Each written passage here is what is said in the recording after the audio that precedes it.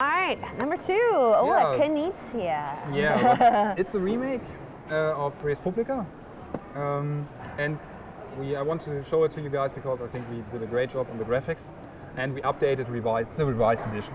We put in a bit more of buildings and some new cards. So let's look into it. It's for 3 to 5 players, 10 plus I guess, and 30 to 45 minutes. So inside the box, I didn't open it up. Oh, that's okay. We've been opening a lot of games as we've been playing them.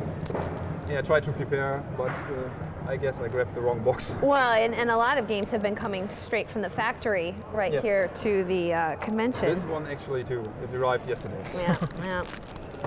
Just part of the interview is, can we talk about the game and unwrap things at the same time while our fingers are frozen? We can do that.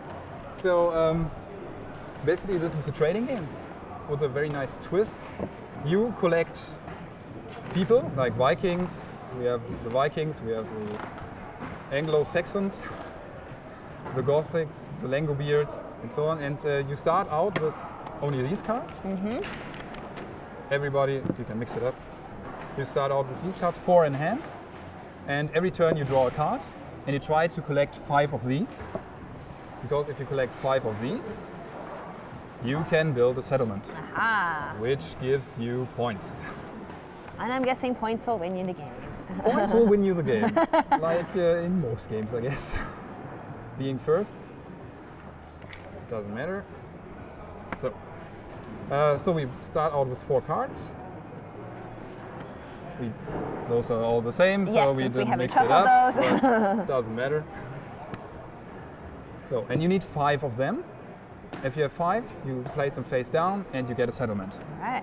And the settlement earns you the right to draw a card from the next pile, which has other things than people. And you also collect 5 of these, and if you collect 5 of these, you get cities. You build cities. So people cards are orange, which lead you to settlements. Right, and settlements lead to these cards, which then leads you to cities. All right, so we got a little chain of building there. Right. So, and the nice thing about it is the trading. It's not like we negotiate back and forth until we get to a deal. We try to avoid that in this game. You only have one chance to make a trade. So if I'm in play and I'm having this hand of cards, I'm obviously looking for a Viking to complete my 5. So I can say I'm looking for 1 Viking. So every other player in the round now can say what they want. So if they say, I want a Viking, then they say, I want an Anglo-Saxon for that. And the next one says, I don't want to trade with you, I don't like you. And the next one says, I don't have this. And the next one says, okay, I want a Langobeard. Then you have the chance, if you accept one of the trades, you have to trade what you said. Okay. So if nobody said that they want a Langobeard, I cannot trade because I don't have these cards. If I'm lucky, I can trade with you, and we have to trade these which we had offered. Now, can you only trade people for people and stuff for stuff? No, you can trade anything goes. All right. So, and you can mix it up with 1 and or. You can say, I'm looking for 1 Viking or 2 metal, if you want. But you cannot do more than that. And if you start negotiating, like, can you give me this? Then you're out. Yep. Then you're out. So it's important where you sit, because if I say I'm looking for a Viking and the first guy offers me just 1 card, then you can say, okay, maybe I want this card so bad, so I offer you 2. So it's important, like in poker, where you sit, how many cards you have to give up and so on. So it's very easy, also easy to play, and it's very communicative, this game. And another one, I mean, you've just taught the entire game in probably about 5 minutes, so definitely easy to learn. And important is to get fast settlements, so that you can get cities early, because cities go down in victory points at the end of the game. 9 down to 4? 9 down to 4. So the first one who gets a city gets the 9 points, the next 2 8, then 7 6, and so on and so on. This is basically the old version of the game, but we did a little bit revision.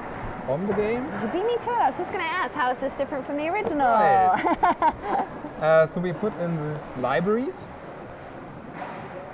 which you can get if you have. I'm trying to look through the pile and find. I guess they're at the end or they're here. This is how it goes when you don't. Oh, of course. Ah, there we go. Monks. No, we got the monks. And so, and we got buildings. We got one. I start with the monks. The monks gives you the right to buy, or to get, I guess, to get a church, which gives you just victory points. So it's basically another way to get victory points. Yeah, and if I'm reading the assemblage here, 2 monks. Genau, 2 monks turn into a victory. Oh, there you go. 2 monks turn into 1 church. So you just need 2. There are 5 in the game, so they're very highly wanted. So you can trade with them. You can say, I want 3 Vikings for 1 monk, because it's an even trade then. Yeah, so if you give up your monk for 1 Viking, you made a bad trade. It's not good. And you can, the libraries you can build if you, there's some stuff in here which lets you, yes, it's the books. All right, well that makes sense. So if you got 2 books. 2 books into a library. Genau. Then you need 1 people card less, you need just 4 people cards to get a settlement. So it's also very desirable to have 1 library in your deck. It doesn't give you victory points, but if you play clever, you can get many victory points through settlements. And obviously something that would be good to try and accomplish fairly early, so you can get that early discount. Because, yes, the people pile gets empty pretty quick. So yeah, so all these, the monks, the library, the church, the books, those are all new additions in this? Yes, these are the revised edition, I guess you can call it. It gives you a little bit more tactics. The monk is for basically mostly for trading, so that you have big cards in your hand that you can say, okay, I need 3 of those. Right. And the library is, if you use it, like you said, if you acquire it early, it helps you a lot. If you acquire it basically at the end of the game, it doesn't matter. Particularly since it doesn't give you victory points. Yes. Well, here, I once again will sweep these guys up for you if you want to grab your next one, since that is Race Publica. I was hoping these would come back out again. I was looking for the Queen version for a long time because it's the best version. It has the best art. Yeah, I think we did a good job with the graphics and so on. So it just basically 50 minutes in. Yeah, yeah. Oh, okay. Well, and I was just looking at this. I'm sure we got a couple close-ups of the card, but you know, color-coded symbols on the top. So you've got the color, the symbol, the name in 4 different languages. So you've got support for multi-language, color blindness, artwork. Okay, I mean, you probably couldn't have supported that much more on 1 card if you tried. Okay. That was well done.